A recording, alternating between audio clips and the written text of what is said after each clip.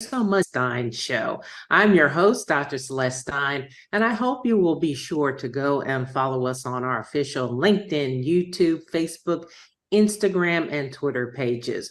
We certainly appreciate it. You can also reach us on our website at bsaprinc.com. That's for Bishop Stein and Associates Public Relations.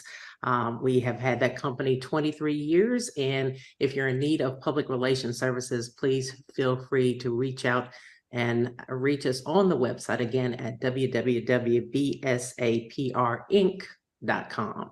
Now, although my next guest really doesn't need much of an introduction, I am definitely going to give him his props, especially for the younger generations who might not have had the chance to witness one of the most memorable Super Bowl plays in U.S. history. Today, Dr. Kevin Dyson, and that's right, I did say Dr. Dyson, is here to join us to talk about football, life after football, and what lies ahead. Dr. Dyson, thanks for joining us. I appreciate that introduction. All right, and got to give you your props. You know, I went through it too, and it is nothing to play with, is it? No.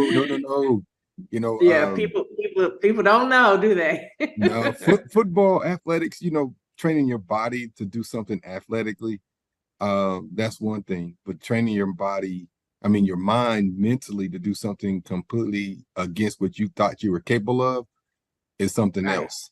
But I learned as I got older, your only limitations are yourself and what you think you're capable of. You can do anything just about you put your mind forth to. And, fortunately, I learned that after playing ball, even though I achieved a high level of success playing football. Yeah, I know personally, I used to lock myself away in the basement for, hours on end. Writing, and you have to really focus. It's one thing, like I said, to do sports and what have you. It's another to really engage in that mental playground that is necessary to accomplish great things. Getting your doctorate. So hats off to you there. One thing I want to say, for those who don't know, Dr. Dyson is a former wide receiver and a first round pick in the 1998 NFL draft, and he played 6 NFL seasons by the then Oilers, now the Tennessee Titans, and the Carolina Panthers. But today, you can definitely find him at the head of the class as he serves as the principal at Centennial High School in Franklin, Tennessee. And so I know that your name is certainly synonymous with two of the most memorable plays in National Football League history, the 2000 wild card playoff game against the Buffalo Bills and Super Bowl 34 versus the St. Louis Rams, dubbed the Music City Miracle and 1 yard short, respectfully, are definitely games that have hitched you into National Football League history. And before we get into that, though, tell me about, I kind of want to backtrack a little bit first. And I wanted you to tell me a little bit about your childhood and how you actually became interested in football and actually becoming a pro athlete. Oh, I'll start there. I wanted to be a professional basketball player. That was my favorite sport. When I was in the 6th grade, I came home and I told my mom I was going to the NBA and I was going to buy her house. Raised by a single mother primarily. We did go back and forth between Vegas and Utah. My dad from Las Vegas, my mother from Utah. But my mom was pretty much our primary caretaker. And that was the ultimate dream to me, was to be able to buy us a house. We eventually got a house, in my mid-teen years through high school that I graduated from, and then eventually my mom moved when I got to college. But then I ended up living my dream out and buying her house. But ultimately, I wanted to be a professional basketball player. And the next day, and it's funny, I just asked my mom this about a year ago where she got this from, and this was before the internet. After I told her I was going to go pro and buy her house, she came home with the statistical probabilities of making it in each of the major league sports in America. And at that time, those numbers were astronomical. We're talking 1 in a million, 1 in 2 million. It was like less than 1%, right? And it was one of those things, 1%, less than 1%, 1%. And I just remember looking at that. She put it on the fridge and like, wow, that's the odds are really against you. And but Mhm. it didn't necessarily deter my dream. And I know now, as an adult, what she was trying to convey was the importance of getting your education, being able to provide for your family, whatever that dynamic looks like, and things of that nature. She wasn't necessarily saying don't shoot for your dream, but you also have to be prepared for if that dream doesn't work. And so that year, right, the first semester ended, and I had like a 1 point something GPA in school. And my mom's rule was you had to have a B average or better, so about a 3.0 or better to play sports. And I came home, I'm the oldest of four, and I had that GPA was real low, and she took basketball away. And I literally would begged her for the whole Christmas break. I'm just crying, pleading, like, how am I gonna buy you this house if I'm not playing ball? Like, just everything to try to appeal to her compassionate side, empathetic side of me trying to chase my dream at 11, 12 years old to buy her house. And I thought she was taking that dream away. But what I know now is she wanted, one, I had my little brother, sisters behind me. Two, she wanted to make sure I understand the importance of doing what I need to do in the classroom. Although I did just enough to get that B average, and I have some regrets in that sense, which has led me to where I'm at now. But and it ultimately it taught me valuable lessons. I finally convinced her to let me play, but it wasn't without some bargaining. I was progress monitored that second semester. Anytime my grades dipped below a B, I was gonna have to give up playing ball, which I didn't. I never got below 3.0 again. And it was just one of those things where it was a lesson I had to learn the hard way. And my brothers and sisters got to see me, crying because I couldn't play basketball. And my mom was ruthless in a lot of respects. I still went to practice, I still went to the games, but I couldn't play. And she made me watch there and suffer through it. And there you talk about motivation. And so all that to say, yeah, basketball was my dream. Football just kind of happened. I got into high school, wasn't planning on playing football. I was like, I'm real scrawny, little skinny kid. When I got to high school, I didn't want to get hurt because I love basketball. One of my coaches, he had to be one of my teachers. He knew me from the junior high. He had moved from the junior high to the high school. He knew what kind of athlete I was. He just kept talking to me. Just come on out. If you don't like it, I won't bother you again. Just come on out. I went out there the first week, couple of days of practice, played in the game, had a pretty good day, if you will. And I've been playing football ever since. And still didn't take away my love for basketball. Okay, I'll do football till basketball comes around. So I would do football from June, July until November, December, and then basketball. I did basketball up until we went back to football camp. Basketball was my thing. And that coach, man, Craig Hansen, I've thanked him a long ways because I was about to limit myself and my potential if I just focused in on one thing. And you just don't know how things are going to transpire, how you're going to develop. And that conversation or those conversations, there's more than one, convincing me to come out and play with my peers it led me to the opportunity to get the college scholarship, which we didn't have the money. If I didn't get scholarship, I don't know how I went to college. I probably did some financial aid and things of that nature and had to do some research on that kind of stuff. But my number one goal was get the scholarship, and I was having success in football. We won state championship, and I had coaches calling, and it was I can wait till basketball season or get the scholarship now in football, still play basketball in college, play both, and then I can ease that burden off of me because I wanted the scholarship, and that's kind of ultimately how I ended up playing football. I had the offers right there. I want to make sure I was getting to school, opportunity to get my degree, and I got that first with in the back of my mind thinking I can do both if I get there. I could just like I did in high school, and that's how I ended up being a football player. I played both my freshman year, scrawny kid. And then I realized after a while, I wasn't getting no playing time or anything like that. I was still real skinny. I was like, man, I probably need to invest on why I'm here. I got the scholarship football. So I got in the weight room, lifted, and hopefully, eventually I developed into a football player and gained some muscle. And then, 1998, I was drafted.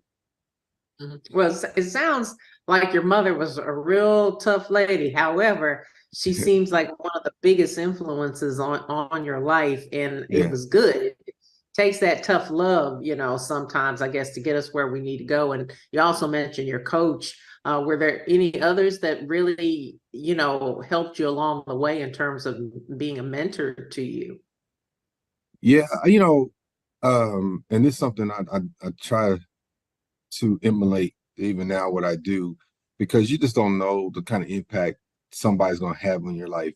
You just don't know. And I think about, especially when my father was stayed away and he wasn't around as much. I think about some of the coaches and mentors that saw stuff in me, Donnie Greenfield, Randy Johnson, Craig Henson, um, just guys that coaches that were influential and trusted in me in leadership and to lead the team, giving me that freedom, that flexibility, having the ability.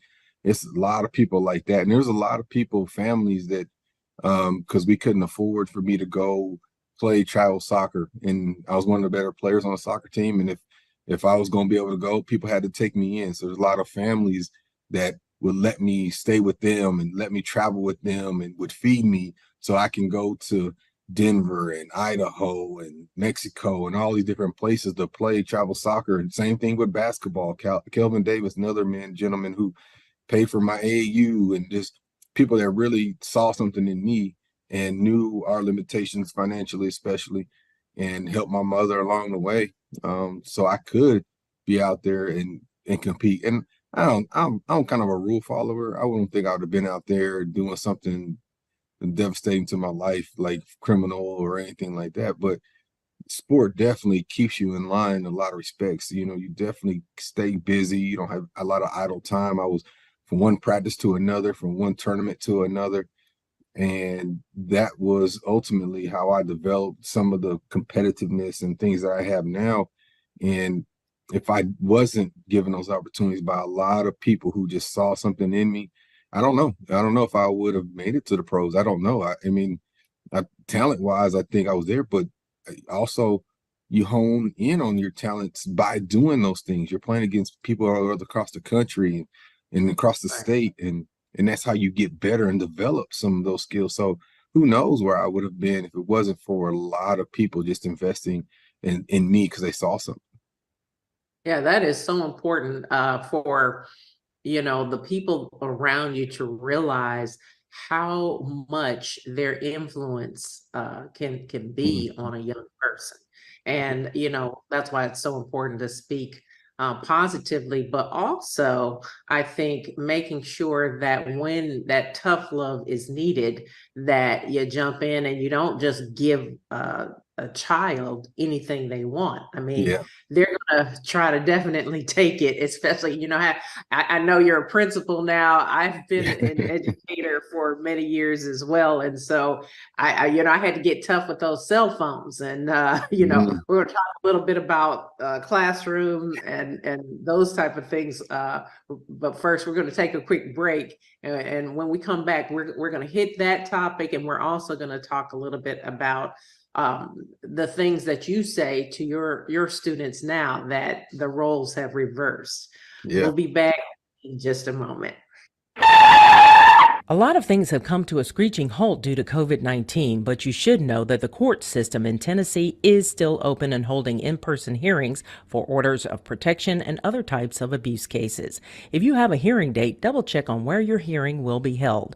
If you need assistance on an order of protection or temporary restraining order, contact the Legal Aid Society at 1-800-238-1443 or visit our website at www.las.org. And welcome back. I'm your host, Dr. Celeste Stein, and we're talking to Dr. Kevin Dyson today, formerly of the NFL, Tennessee Titans, North Carolina Panthers. And we're talking, a lot about the trajectory right now of his career from pro athlete to educator. And I Yeah. wanted to ask you, now that you have the opportunity, Dr. Kev, to actually speak to our young people, what is it that you tell them when it comes to being a student and an athlete. Ooh, oh man, we can do this the show just on this. Um, Exactly. because you know, and I've been fortunate enough to be on both ends of this, and I also understand I was that kid where my priorities were misled, misguided. I wanted to be a professional athlete, and that was I put a lot of my stuff in that proverbial professional athlete bucket. Like I'd go play basketball every day, or go lift or run, and I'd go to the track on Saturdays when I should have been reading. I didn't read a whole lot. Because I got just enough on my ACT to get me into school. I got my 18 and that was it. And it wasn't now that I recognize I had the ability from an intellectual standpoint, from an academic standpoint, academia. I learned that later, the same energy, motivation, prioritizing, attrition, all those things that I had in me as an athlete, I invested that in my education when I got in my 40s. And I'm like, oh, I've always had this ability. I just never directed it in that sense. And so I try to tell kids it's okay to you gotta be balanced. You can't just all be all in one way or the other. Even some of my kids that have 4 or 5 AP classes, they're wearing themselves out because it's all academic. And I'm like, you ain't got one time to be a kid, and you got to enjoy this time, enjoy this experience. And it goes by fast. And I try to tell them, get involved as much as you can in school, especially seniors. Do everything. Go to every dance, go to every game, go to every event, be a part of the school, because it's never like this again. And we just started school, and we finished the first week. And before you know it, you're going to be in your last week of your senior year, and you're going to look back like, man, I was just a freshman. And we all go through it. We all have done it. We all had looked back and like, man, where did the time go? But you hear adults, my mom used to tell me this, I've had other people tell me this, enjoy the moment, enjoy where you're at now, but you're always looking forward to that next thing. Oh, I can't wait to be 18. I can't wait to be 21. I can't wait to do this. I can't wait to graduate college. And then before you know it, you're adulting, and you missed your whole quote unquote childhood. And my mom would tell me, Kevin, be a kid. I didn't understand what she was saying. I'm like, Mom, you're by yourself. I'm the oldest. I got to do this. I started working at 12, 13 years old. Like, you know what I mean? Like, and she would tell me, be a kid, enjoy being a kid. And now I tell my own kids the same thing, because I understand what she meant was, you got a long time to be an adult. God willing, you have a long time to be an adult. You got a short window to be a kid. And so that's one of the biggest things I tell kids is, one, you got to have balance in your life. But two, you got to enjoy this time that you have. Don't grow up too fast, because you're going to have a long time to be grown. And don't get me wrong, some of the best times in your life are those times after high school. College is fun. When you get out of college, you're trying to figure out life. That can be fun. But before you know it, it has to end at some point. You got to have something that holds you accountable. And some it's family and kids, some it's the job, but it's something that you got to find your passions along the way, and that will hold you accountable. But the biggest thing I can tell anybody, whether they be 12, 13, or 50 something or 60 something, is I'm trying to do better myself, is enjoy the now. And don't wait, don't invest for tomorrow, enjoy it today. And I've tried to do better with that. If I find myself getting sleepy and not spending time with my kids, sometimes I feel guilty about that, with my own self, beat myself up. And I got to relieve myself of that, and understand there's going to be days like that. But trying to do better with enjoying the now and appreciating the now, and not looking forward to, oh, tomorrow I got to do this, or next week this is due, or next month I'm going on this trip, and just focus in on enjoying today. And I'm trying to do better with that. So I have found myself of recent being really conscientious of, like, if I find myself like thinking about tomorrow's tomorrow. I don't even know if it's not promised to me, so I don't know what's going to happen, but just go ahead and enjoy where I'm at to now. Yeah, I think, especially with social media and our cell phones, I notice so many people are always looking down. And like, are we missing half our lives now because we're not living in the now? We're living in social media, Yes. and And that's a hard thing, and it's something that, as I started studying media ecology a little bit more, that's what I was kind of studying in school. I realized the damage that can do in terms of not engaging in where you are. And even like if you look around when you go, say, to the beach, I mean, it's like a beautiful place and there's much to see around you. But if you look around, you'll see that half the people are on their cell phones. Yeah. In as hot as it is and as bright as the sun is, they're out there, just constantly looking down at that cell phone. And Yeah. so, wow, that's really a revelation that I think a lot of people need to really take the time to engage in what is going on in the here and the now. One thing, as you were talking, I was also wondering if when you were actually playing football during that time, did you really ever think about what you were going to do, after football? Great question. I appreciate that one. I don't know how many people have even asked me that. They've asked me the typical question has been, did you always want to be in education? Not necessarily what were my thoughts as I was playing. And I like to believe I was always thinking, being prepared for what's next in the sense of I knew football wasn't going to last for long. I mean, the joke is NFL actually stands for not for long. That's the joke that everybody says in league, and we all know it. Even if you last 10 years, for most people, that's still early 30s, right? If you're fortunate enough to play for 10 years, you're still pretty young. And so but a lot of people see, oh, you have money, you have nothing to do after that. You can just do whatever. And I've heard that statement over and over again. I was first round pick, like, why are you doing this? And things of that nature. So going back to your question, uh, I was not prepared for life after football in the sense that I didn't have a plan. I need to play, make as much money as I can, and I'll figure that out later.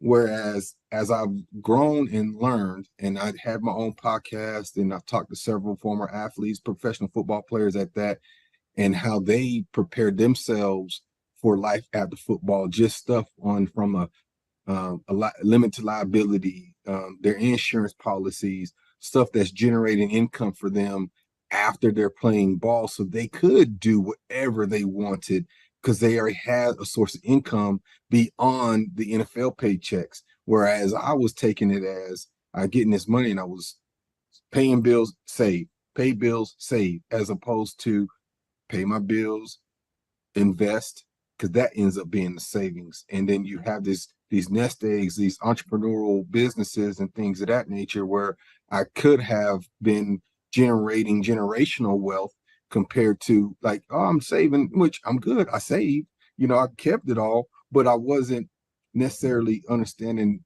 gaining and learning and investing and building that wealth. And so at that time as a kid, it was just acquire the money and save, and I'll figure that out when I'm done playing. Well, then my career ended through the injuries and lack of opportunities coming my way because people think I caught. And so I was 30 years old when I retired, and that's a young age. I'm 30, and so I started trying to figure some things out. And if I can go back and tell my 22, 23-year-old self, I would look into different opportunities to build businesses or companies or something to what I would want to do at that time, whatever would have been, and that would have helped propel me a little further. But I also say this too, everything happens for a reason. I don't know if I'd have done all those things if I would have become the man that I am today. I don't know if I would have went back to school and got 2 master's degrees and a doctorate and become Dr. Kevin Dyson. I don't know.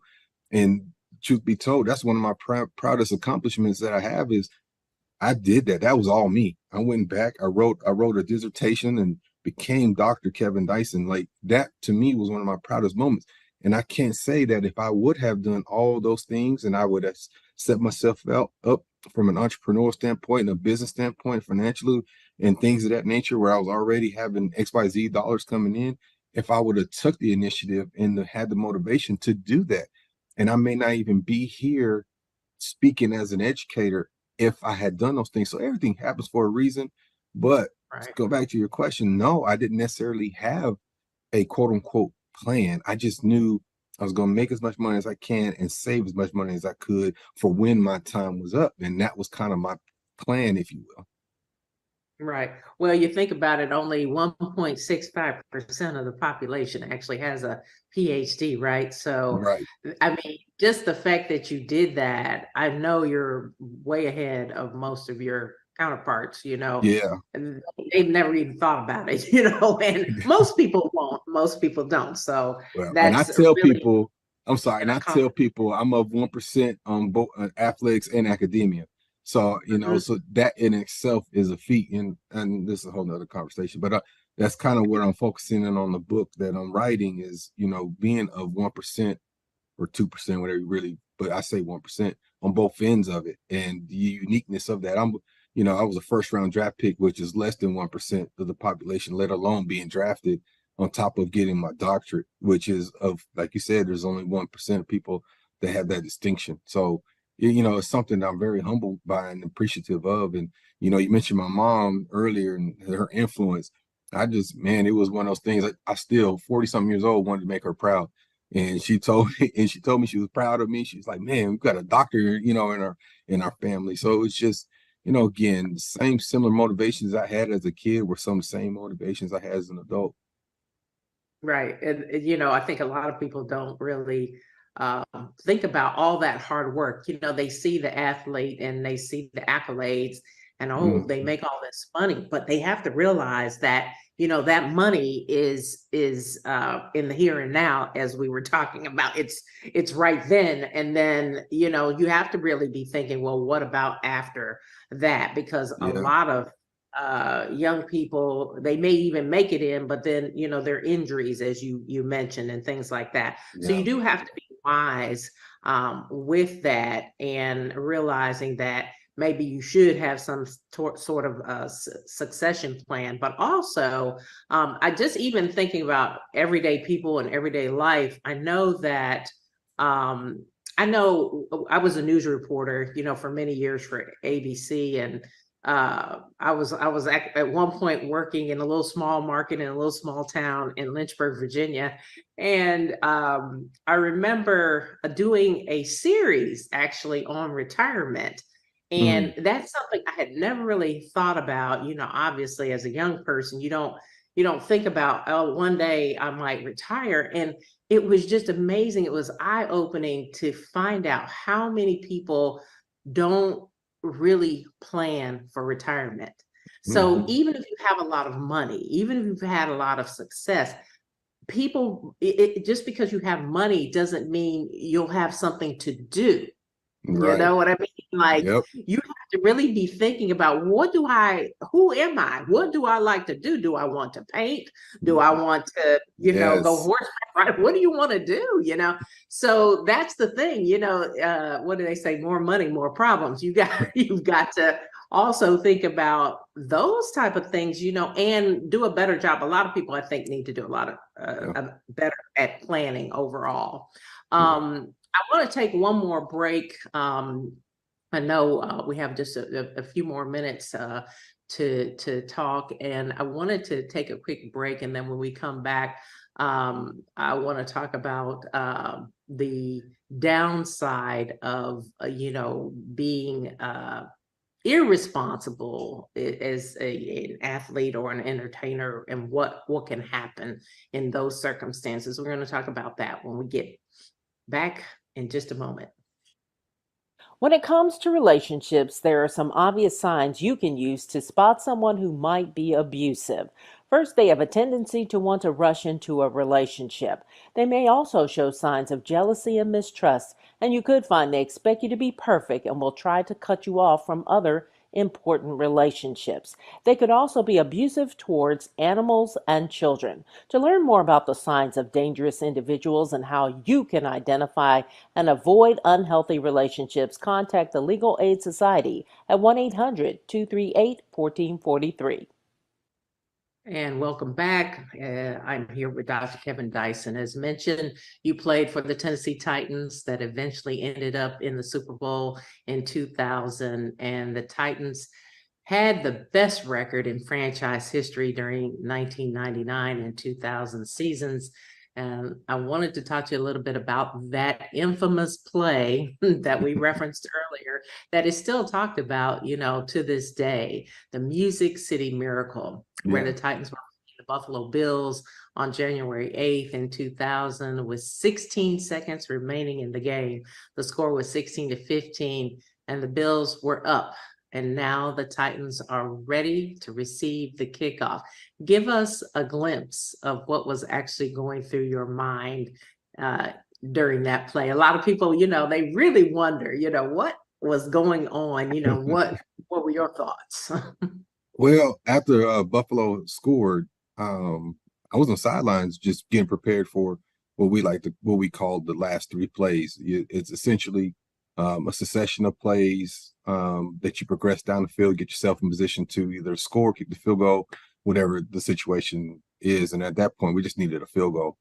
And so we're having that conversation, and Coach Jeff Fisher and Alan Lowry, our special teams coach, they come get me, and they were like, "Hey, we're going to run home run throwback. We need you. We need you." And I'm like, because at that time I didn't play special teams. I was starter and receiver in the National Football League. Only special teams I was on was what we call the hands team, and they were up. So I was like, "Why are they calling my name?" And what happened was our number one kick returner, Derek Mason, he was out. He was concussed.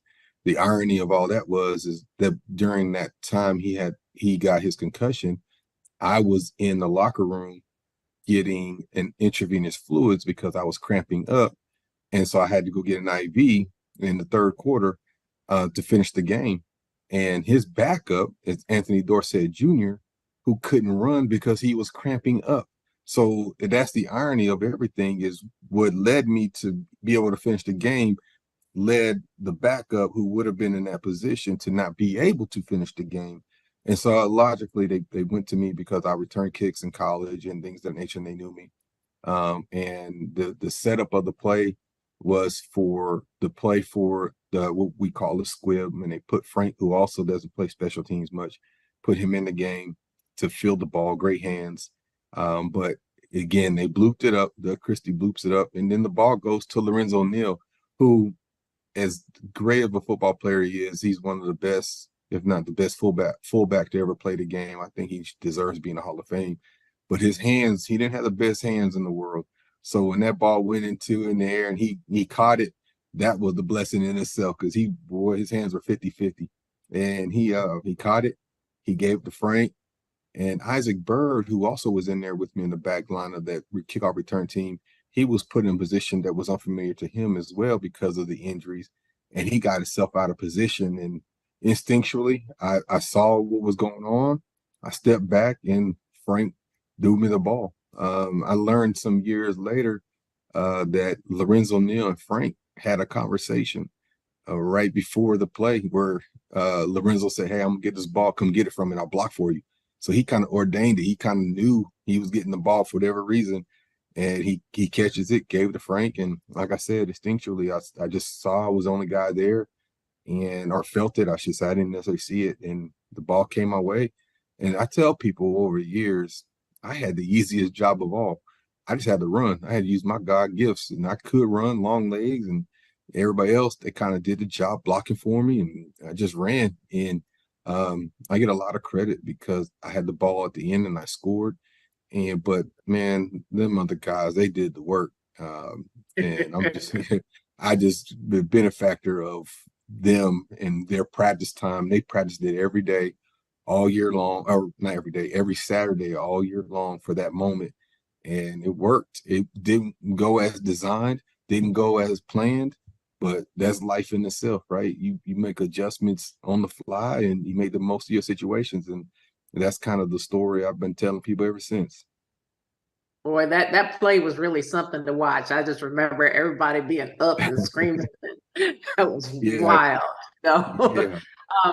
Now let's go back also to the Super Bowl 34 appearance against Oh the yeah. St. Louis Rams, with the Titans losing 23-16. You were, tackled 1 yard short of the game tying touchdown as time expired on the game clock. What type of emotions must you have had going from the Music City Miracle to being 1 yard, oh my gosh, short Yeah. in a But game, that meant so much to the Titans and their fans? that shows you microcosm of life, right? You know, like the Music Miracle is something didn't go as designed. I wasn't supposed to be part of, but yet it was successful. The 1 yard short play, I'm in the progression. It goes as designed, and I come up short. And at that time, and still to this day, it's one of the hardest emotional moments I've ever had to deal with from a sports perspective. It's the hardest. That was the first time that I could remember in my athletic career, from a little kid to that moment, where I wasn't successful. I'm talking, I've had the ball in my hand to win the game in basketball, shooting free throws, game-winning soccer kicks, game-winning catches in football. Like, that was the first time that I can remember, and I keep trying to think of any other time, and it hasn't been a lot, but it's enough. I've played ball for 30 years, where I was not successful, and I took that to heart. I felt like I let not only a city down, but my teammates down, and by not getting in, and it, you know, was very stressed. I got these stress cankers, and I had so many. When I went to the doctor, they would take this acid to, quote unquote, burn them to help them heal faster. And the doctor, Dr. McPherson at the time, and his nurse, and her name I'm drawing a blank on, she felt so bad for me, because they said, we have never seen this many at one time ever. I had like 20 something stress blisters or canker sores from that. You know, I came somewhat recluse for a little bit, because I just feel like I was letting everybody down. And, you know, back then you don't talk about that kind of stuff, but ultimately, yeah, I was, you know, living in isolation just for a little bit, because I was so like devastated that I didn't get it done. And but then something flipped in me, and I used it as motivation. I had one of my best off seasons, from a training perspective. I did some different things, and I was ready to go for that next year. I wanted to get back to that moment and make that up to my teammates, make that up to the city. And then I had a devastating injury that pretty much changed the trajectory of my life and my career from that point on. So it's just an interesting dynamic, and of really, we're talking about an 8 month time frame where my life pretty much changed in a lot of respects, because, you know, here I go from this moment of, you know, heroism, to almost like a, not, I would say villain, but a goat, if you will. I wasn't successful in the biggest moment, biggest game of my life, and to now I get to the season, I'm having a pretty good season to that point, and I get hurt in practice, and then that pretty much changed the trajectory of my career from that point on. So it's a unique story in that, because I've got so much of that balancing act of, here's the good, here's the bad, and I say bad, I don't necessarily think it's bad. It's a lesson in all of it, and I try to utilize those lessons for myself, even let alone with people. But you know, it's just a you know, a moment now that I can appreciate, because I tell people this all the time. You know, the NFL is not made up of Hall of Famers. They're the ones we remember and we talk about, but the NFL is made up of role players. There's 1,500 spots every year, and of those 1,500, probably 5% of those are Hall of Famers, maybe 10% of the Hall of Famers. And that's just how it is. But we remember the Hall of Famers, and rightfully so, because they've had great careers. But for me to still be relevant, still talking about it, still having moments in the NFL where people still remember me, still talk about my game, and appreciate my time in the league, that's humbling and special, because there's a lot of guys that I played with, that played before me or playing after me, that won't have that distinction. People won't remember them, won't know the contributions, and they will have had great careers, and people won't even talk about them. And they helped the Hall of Famers become Hall of Famers. So it's something, you know, I don't mind talking about. When people are like, oh, I don't want to talk about the Super Bowl, I'm like, why not? It happened. Right. It is what it is, you know, because Yeah. I could have not been a part of that and not have that opportunity to talk about it, is how I look at it. Right. Absolutely. I mean, there's always going to be a winner and always going to be a Absolutely. loser.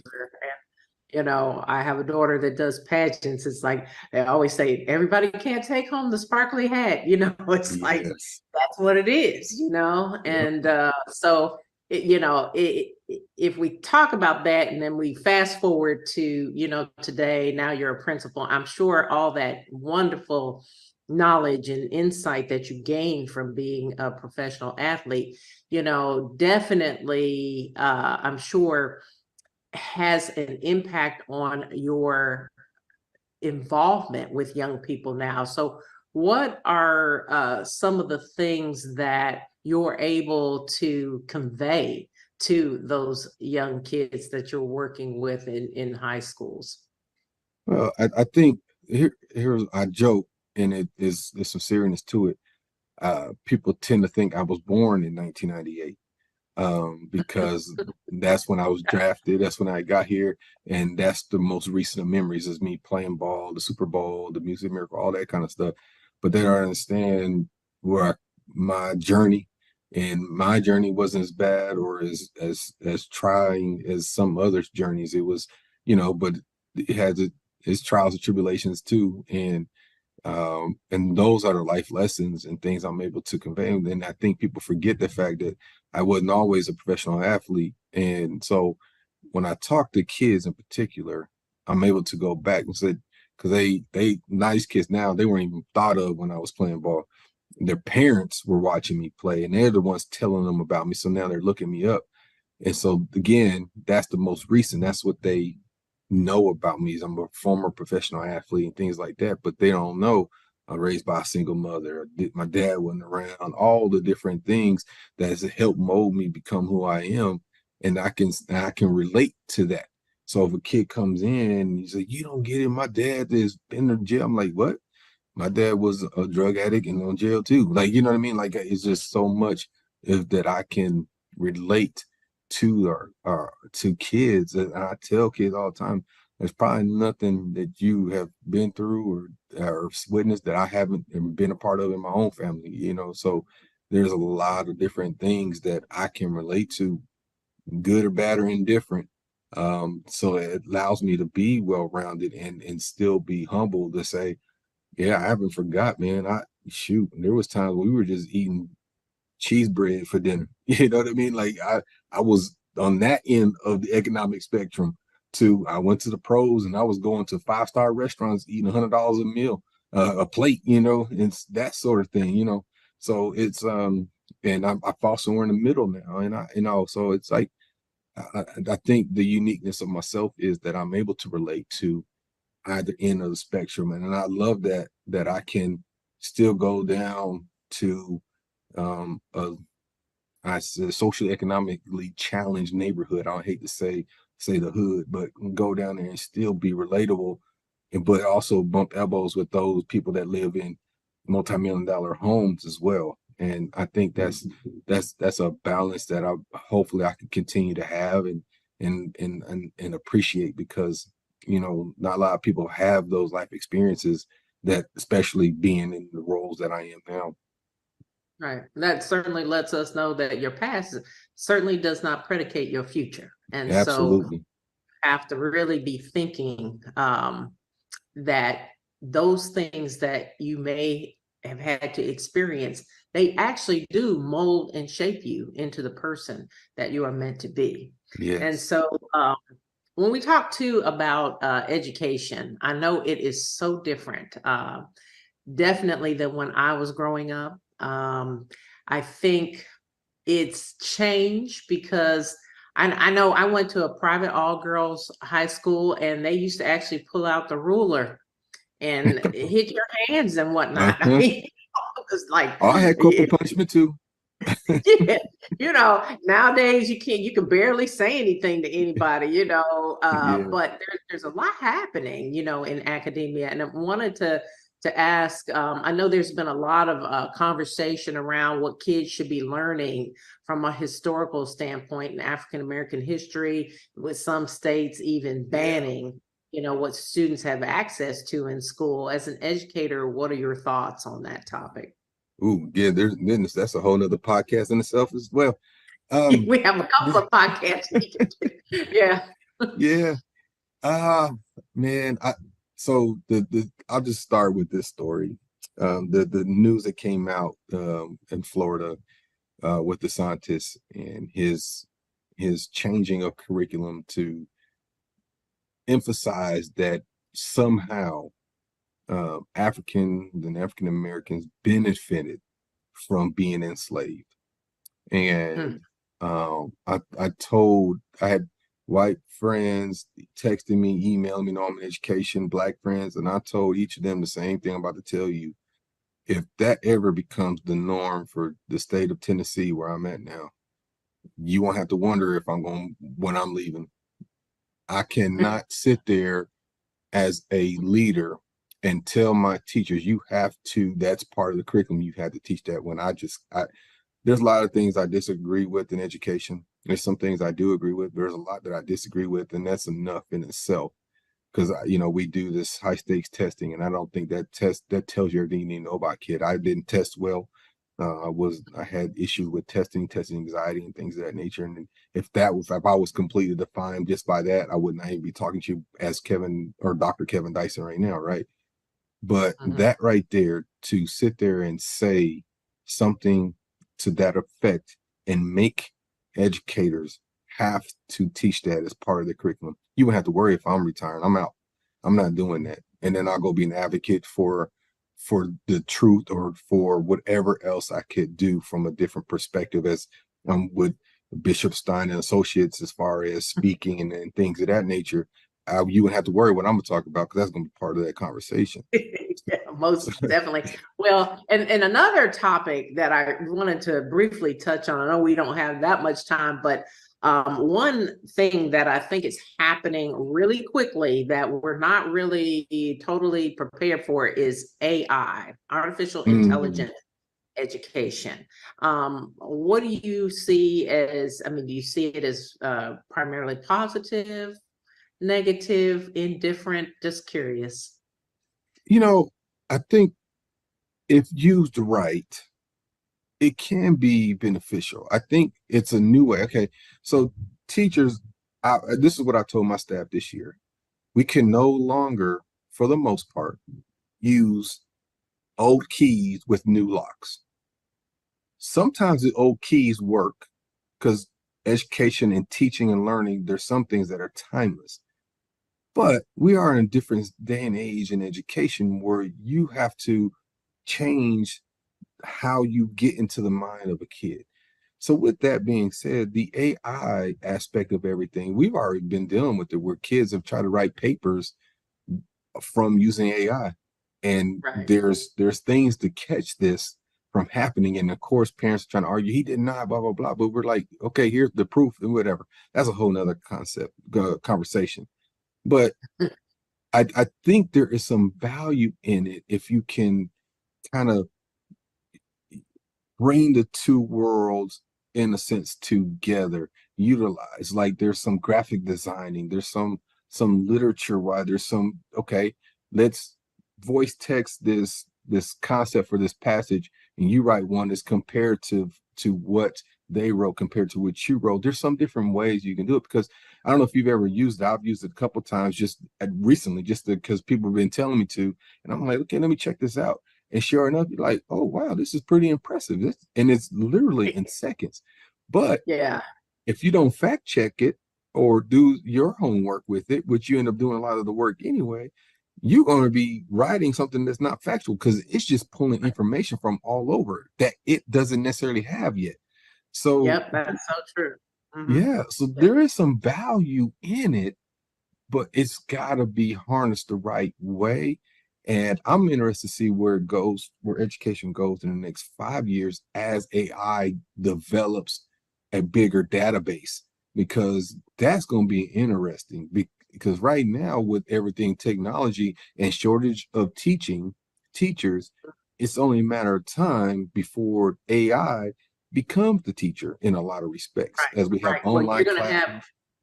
The humanoid robots coming in and teaching the classes. And that's going to cut out some problems. But like you said, the couple of times I've used it, I'm like, well, this is pretty darn good, but it's missing this, it's missing a quote, or it's missing something. You do have to check it. But they're going to be, I guess there's software platforms they're developing right now and have developed that can catch a paper that's been written using AI. But it's so funny. When I was having to take the graduate record examination to get into the doctoral program, I had to take it again, unfortunately, because 10 years had lapsed or whatever. But I went in and I realized how different things are in that they told me, first of all, I had to take all of my belongings and put them in a locker. Then the next thing was I was patted down. They checked my glasses to make sure there were no recording devices. Wow. I was like, this is crazy. Like, it is totally different. The means and ways in which people can use some of this technology, and even, you know, having to put statements in the syllabus regarding whether you wish to be recorded or not. I mean, you know, those are things that back in the day, teachers didn't have to worry about all that or being recorded, and then it's on social media, and it's just so much. So Like, it's too much. yeah, it's way too much. Yeah. It's like, you're doing too much. Yeah, like, we got to come up with something here. I mean, you know, so yeah, I spent about 18 years in the classroom, K through college. You know, I've worked with every grade level at this point. And I see a lot of hope. I see a lot of positive things, as I'm sure you do. Yeah. But you know, and it's something people have to do. I mean, you know, I think people had a new healthy respect for teachers after COVID.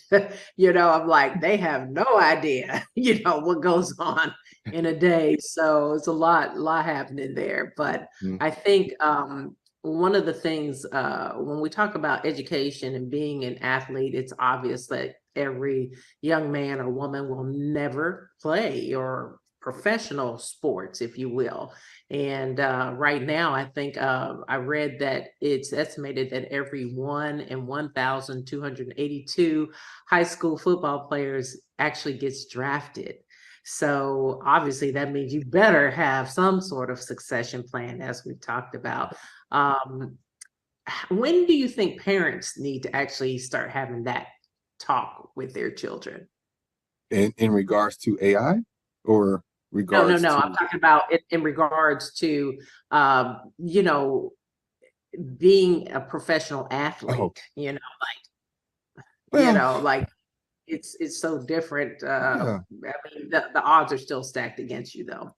Well, I think as early as when that becomes their dream, right? I think you have a candid conversation with them. I think you don't want to deter anybody from their dream, but I think you have a candid conversation of the work that entails, and being honest about the numbers. And that's why I can appreciate what my mother did with me, because you're not thinking beyond that small scope of, I'm the best player in my area or my school or in my region, compared to there's only 8 to 10 schools in my district, and then there's 8 to 10 schools in the district next to me, 8 to 10 in the district next to that one. Oh, wait, we're only one section. There's 50 other states, there's 49 other states. And that number of opportunities lessens and lessens and lessens more. So being honest about and candid about that helps me, because my work ethic was probably a little bit different. Again, like I said, my focus was on sport more so than it was academia. But and making understand that if that's your dream, go after it. But you have to go after it wholeheartedly. You have to do what it takes. You can't be out partying. You can't be out doing some of these things that's going to deter you from the dream. Now, you can't have, I'm saying you can't go have a good time, but like I tell the kids now, I wasn't going to let anything deter me from my dream. I was going to have fun, but I wasn't going to go too far left, because my dream was to play in the NBA that eventually became playing in the NFL. So whatever age that is, that becomes their dream, that's when you have that conversation. And for me, it was like 11, 12 years old. And my mom, she went a route where she put the numbers in front of me. And you know, it was disheartening and things, but it also was motivation, because I wanted to be that 1%er. And it ended up working out for me. But I worked my tail off for it along the way. But she wanted me to have that balance in life, and I learned that lesson later. But I was doing it, but I didn't know why I was doing the quote unquote balance thing back then. I just knew my mom said I had to have have this to play, and that's what I was going to do. And I realized now that lesson is what has carried me to who I am today. It was, okay, that's your dream, you can go after it, but you gotta have balance in life, because there's other things to life than just quote unquote being a professional athlete or being the next biggest rapper in the world or whatever it may be that everybody your ambitions are. Is, you just don't know how you're going to develop mentally. You don't know how you're going to develop physically. By the time you're 19, 20 years old, that your trajectory might change. You might have an injury. Now what? Then what's your Yeah. dreams? So true. So true. Well, I'm looking at the clock. Unfortunately, I think we're right at about out of time. But this has been wonderful. It went by so quickly. Just some Yeah. wonderful words of wisdom that you've shared with us. And I really do appreciate that. I'm so thankful to have you a part of the Bishop Stein and Associates Speakers Bureau.